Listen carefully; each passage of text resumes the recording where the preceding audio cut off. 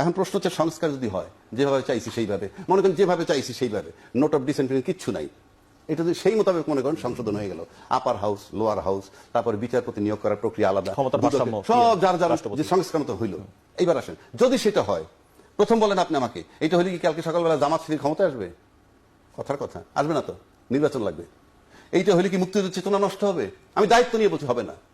3 নম্বর আসেন, কোন দেশের সাথে আমার সম্পর্ক নষ্ট হবে? এটা আমার আভ্যন্তরীণ। 5 নম্বর, জনগণের কোনো ক্ষতি হবে? নো। 6 নম্বর, দেশের কোনো ক্ষতি হবে? নো।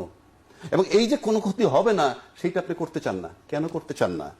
গণতন্ত্র শক্তিশালী হবে এটা করলে, দেশের ক্ষতি হবে না, কিন্তু গণতন্ত্র শক্তিশালী হবে। আর গণতন্ত্র শক্তিশালী মানে হলো সরকারের জবাবদিহিতার আওতায় অটোমেটিক পড়বে, সে সিস্টেমই তাকে জবাবদিহিতায় পড়বে। তারপরটা হলো পাওয়ার শেয়ারিং।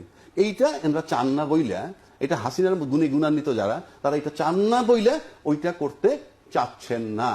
অর্থাৎ আপনি যদি দেশপ্রেমিক হন, গণতন্ত্র শক্তিশালী করতে চান, আপনি মুখে যাই বলেন না কেন, ভিতরে ভিতরে আপনি যে প্রশ্নের উত্তর পান যে আপনি পিওর বাংলাদেশি, তাহলে আপনি সংস্কার করবেন। আর যদি ফিল করেন যে না আপনি বাংলাদেশি না, আপনার কথা আমি বলি না, আপনি বাংলাদেশি না, উনি বাংলাদেশি না, আপনি ফিল করলে, আপনি যদি ফিল করেন আপনি বাংলাদেশি, সংস্কার হবে।